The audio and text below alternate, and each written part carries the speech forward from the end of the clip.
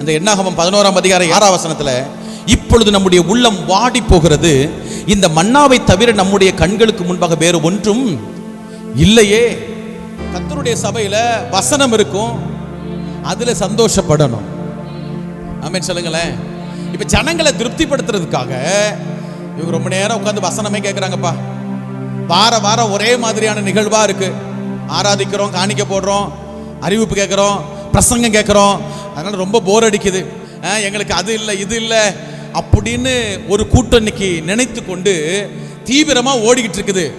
இந்த அப்போஸ்தலர் நசரேயன் திருச்சபையில் நான் டிக்ளேர் பண்றேன், கர்த்தருடைய பிரயாணத்துல தேவன் நடத்தும் போது அவர் தம்முடைய ஆகாரத்தை கொடுத்து தான் நம்மளை போஷிப்பாரு.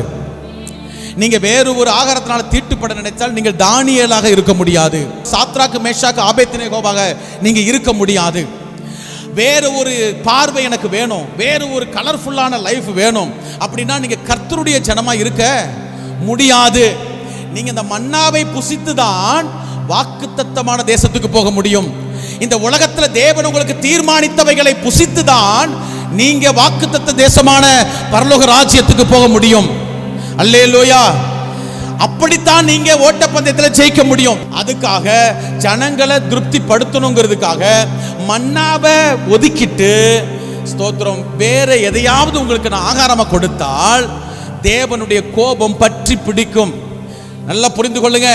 வனாந்தரத்தில் ஜனங்கள் காடைகளை கேட்டாங்க, மாம்சம் கேட்டாங்க. அவங்களுக்கு கொடுத்ததுனால அந்த மாம்சம் பல்லுகளுக்கு இடையில இருக்கும் போதே தேவனுடைய கோபம் அவர்கள் என்ன செஞ்சிச்சு?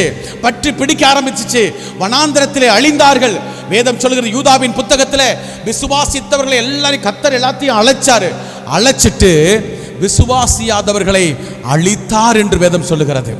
ஆமென், ஹல்லேலூயா, ஆமென். காலேபும் யோசுவாவும் மட்டும் வனாந்தரத்திலிருந்து வந்தவர்களில் மீதியாய் இருந்தார்கள். 20 வயதுக்கு உட்பட்டவர்கள் மட்டும் அந்த கானான் தேசத்தை சுதந்தரிச்சாங்கன்னு பைபிள்ல இருக்குது. நீங்களும் நானும் மன்னாவை நேசித்து அதை புசித்து வாழ நம்மை ஒப்பு கொடுப்போம். கர்த்தர் சொல்லுகிற யாவற்றுக்கும் கீழ்ப்படி அர்ப்பணிப்போம். அப்படி அர்ப்பணிச்சா நம்ம வாழ்க்கையில தோல்வி வராது. வேற ஏதேனும் யோசித்தால் அதை கொடுப்பதற்கு சபை தேவையில்லை.